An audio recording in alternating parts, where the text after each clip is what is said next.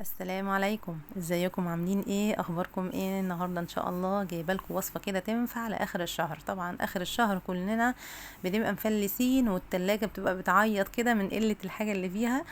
النهارده ان شاء الله خليكي تضحكي على الولاد وتعملي لهم بانيه كداب. بنعمل النهارده البانيه الكداب بالبتنجان. عندي بتنجانتين كده كانوا مركونين، يعني مركونين على الرف كده، ما حدش عايز يجي جنبهم. قلت لهم والله لا اجيبكم وهعمل بيكم احلى وصفه النهارده. بدات ان انا اقشر البتنجان كده زي ما احنا شايفين، نقشره كده خالص ونشيل منه القشر. وخدي بالك لما تيجي تنقي البتنجانه تبقى العلامه اللي من تحت دي تبقى مستطيله، ما تبقاش مدوره، لان المدوره دي بتبقى مبذره. بصي بتبقى قلبها ابيض وجميل ازاي.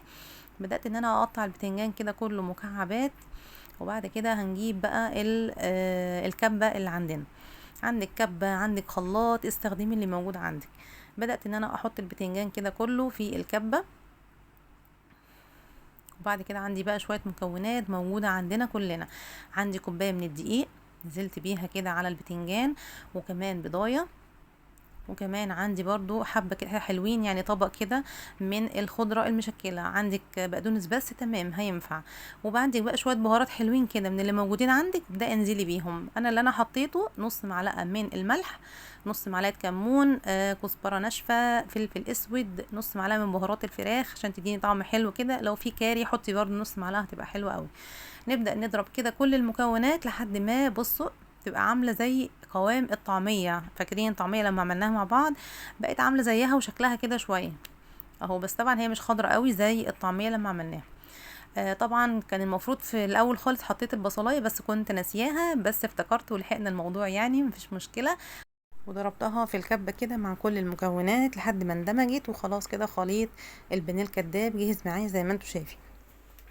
خدي بالك لو الخليط طري قوي مش عارفه تمسكيه، ممكن تحطي معلقتين كده من الدقيق هيخليه يتماسك اكتر. وبعد كده نبدا نشكله كده شكل البانيه ونحطه بقى في البقسماط. وبعد كده نكون محضرين الزيت على النار، الزيت يسخن وابدأي بقى انزلي بالبانيه الكداب في الزيت. طبعا اول ما البانيه ده هنحطه في النار هيبدأ ان هو يتماسك طبعا علشان الدقيق اللي موجود فيه. وهنقلبه في كل الاتجاهات كده لحد ما ياخد اللون الذهبي الجميل اللي احنا عاوزينه. اهو بدأ ياخد اللون الذهبي، وهبدأ ان انا اشيله من على النار. طبعا هنعمل كل الكمية بنفس الطريقة.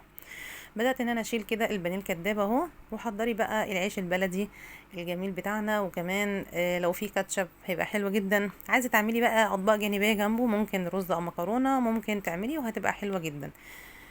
وعلى فكرة لما جينا ناكله ما حسيناش ان احنا بناكل بتنجان خالص، كان حاجة كده طعمها حلو وشكل البانيه ووجبة ونفعت وقضيناها وكانت طعمها حلو جدا. دي كانت وصفتنا النهاردة للبانيه الكداب، جربيها ان شاء الله هتنفع معاكي في الزنقات وفي وجبات اخر الشهر اللي مش بتبقى مكلفة. دي كانت وصفتي النهاردة، اتمنى تكون عجبتكم واشوفكم على خير، والسلام عليكم.